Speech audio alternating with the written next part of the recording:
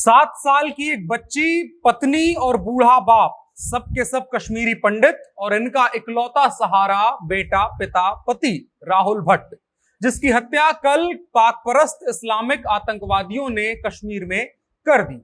कश्मीर के सरकारी कार्यालय में, तहसीलदार कार्यालय में, जहां आमतौर पर दर्जनों लोग हमेशा होते हैं, वहां पर टारगेट करके एक कश्मीरी पंडित की हत्या दिन दहाड़े आतंकवादियों ने कर दी। और ये सब कुछ तब हो रहा है जब कश्मीर के बारे में प्रचार किया जा रहा है, जम्मू कश्मीर के बारे में प्रचार किया जा रहा है कि वहां कश्मीरी पंडित सुरक्षित हैं और पाक परस्त इस्लामिक कट्टरपंथी और आतंकवादी कश्मीरी पंडितों को वैसे टारगेट नहीं कर रहे हैं जैसा 90 के दशक में या उससे पहले या उससे बाद में किया गया था।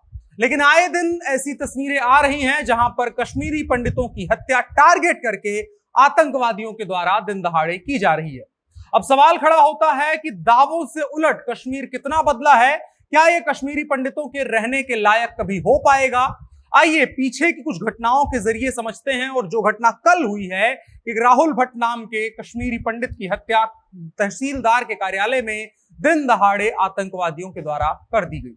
नमस्कार, मेरा नाम है अनुराग मिश्रा और आप देख रहे हैं जनता जंक्शन। साल 2021 की एक खबर है, इस्लामिक कट्टरपंथियों ने बरग शेखा भवानी के मंदिर पर हमला किया शोपिया में। इसी अप्रैल में 2022 के अप्रैल में 24 घंटे के भीतर 4 लोगों की हत्या की गई, टारगेट करके कश्मीरी पंडित उसमें शामिल थे। जब जब कश्मीरी पंडित अपने घरों की ओर लौटे हैं तब तब हत्या की गई है। जब जब उनको सरकारी लालच में अपना कश्मीर वापस मिलने की उम्मीद जगाई गई तब तब हत्या की गई।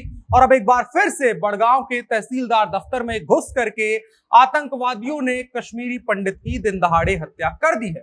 मरने वाले व्यक्ति का नाम राहुल भट्ट है और वो तहसीलदार दफ्तर में नौकरी करता था।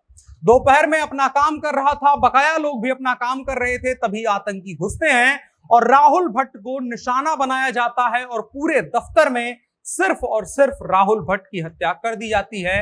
वजह, क्योंकि राहुल भट्ट कश्मीरी पंडित थे। ये बात साफ साफ दर्शाती है कि कश्मीर अब भी नहीं बदला है। कश्मीरी पंडित आज भी लाचार हैं। पाक परस्त इस्लामिक आतंकवादी अपने दहशत का राज चला रहे हैं, यही सच है। बाकी सब लालच दिया जा रहा है। प्रशासन लाख कोशिश कर रहा है कि वहां पर सामान्य जनजीवन को बहाल किया जा सके। कश्मीरी पंडित जो कभी कश्मीर का हिस्सा हुआ करते थे, जम्मू कश्मीर का हिस्सा हुआ करते थे, उनकी भी अपनी संस्कृति सभ्यता थी, वो भी कश्मीर का अभिन्न अंग हुआ करते थे। उनका सामान्य जनजीवन बहाल नहीं हो सक रहा है। अब इसकी वजहों पर अगर आप जाएंगे तो कई सारी वजहें मिलेंगी, जहां पर मजहब के नाम पर आतंकवाद मिलेगा, जहां कश्मीरी पंडितों को टारगेट करके हत्याएं की जाती हुई मिलेंगी। लेकिन इन सब के बीच में अगर आप देखेंगे तो वहां की बहुसंख्यकों का साथ ना देना आपको मिलेगा। बहुसंख्यक मतलब जो मुसलमान है। आरोप उन्हीं के ऊपर लगता है कि उन्हीं के द्वारा जो चरमपंथ फैलाया गया है, कट्टरपंथ फैलाया गया है, आतंकवाद फैलाया गया है, वो सब कुछ सिर्फ इसीलिए फैलाया गया है ताकि कश्मीरी पंडित अपना कश्मीर छोड़ करके चले जाए। वहां के नेता हैं, खुल करके वो आतंकवादियों का कभी विरोध नहीं कर सकते हैं, बल्कि आतंकवादी की अगर मौत हो गई, पुलिस के द्वारा उसको गोली मार दी गई, सेना के द्वारा गोली मार दी गई, तो उसकी शहादत में पूरा का पूरा कश्मीर बंद करवाने के लिए तैयार रहते हैं। ऐसा करके क्या कभी वो कश्मीर में शांति बहाल कर सकते हैं?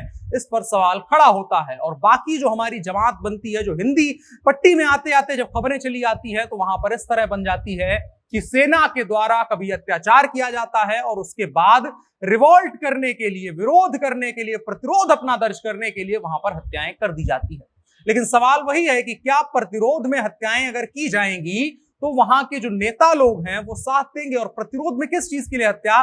कश्मीरी पंडित कौन सा ऐसा हक मार लेते हैं जिस पर उनका हक नहीं है, जिस पर सिर्फ और सिर्फ वहां की बहुसंख्यक आबादी का हक है, जिनको समर्थन और हिम्मत दोनों वहां के नेताओं के द्वारा मिलती है। नेता पूरी तरह से खाद पानी उनको देते हैं। राहुल भट्ट इस दुनिया को छोड़कर चले गए।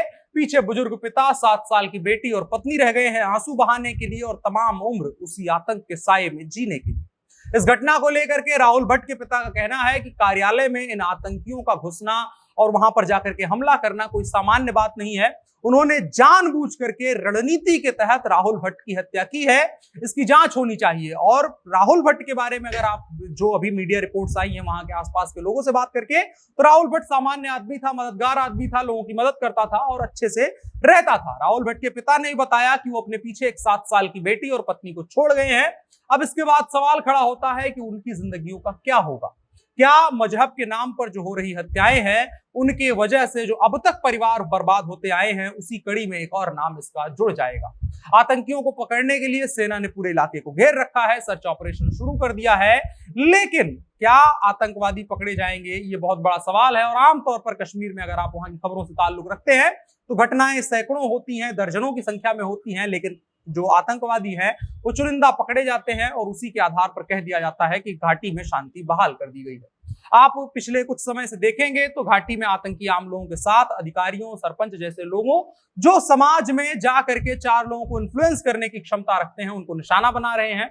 घटना को लेकर के साफ तौर पर यही नजर आ रहा है कि आतंकवादियों ने वहां के कश्मीरी पंडितों, हिंदुओं को डराने के उद्देश्य से इस घटना को अंजाम दिया है। सेना क्या करेगी वो देखने वाली बात है, लेकिन उससे भी बड़ी बात है कि जो वहां की पॉलिटिकल पार्टियां हैं, जो वहां पर राज करने वाली पार्टियां हैं, जो एक आतंकवादी की मौत पर पूरे के पूरे जम्मू कश्मीर को बंद करवाने और जलाने की धमकी दे देते हैं और अक्सर बंद करवाते हैं, आतंकवादियों के मरने पर मातम मनाते हैं, क्या वो एक कश्मीरी पंडित की मौत के बाद उसी तरह से इस चीज का विरोध करेंगे कि ये भी गलत है, अगर हत्याएं की जा रही हैं तो गलत है? क्या कुछ होगा, देखने वाली बात होगी। आपकी क्या राय है इन तमाम घटनाओं को देखने के बाद कमेंट बॉक्स में बता सकते हैं। साथ ही साथ वीडियो को साझा जरूर कीजिएगा। मेरा नाम अनुराग मिश्रा है, आप जनता जंक्शन देख रहे थे, कैमरे पर मेरे साथ ओम प्रकाश थे। शुक्रिया।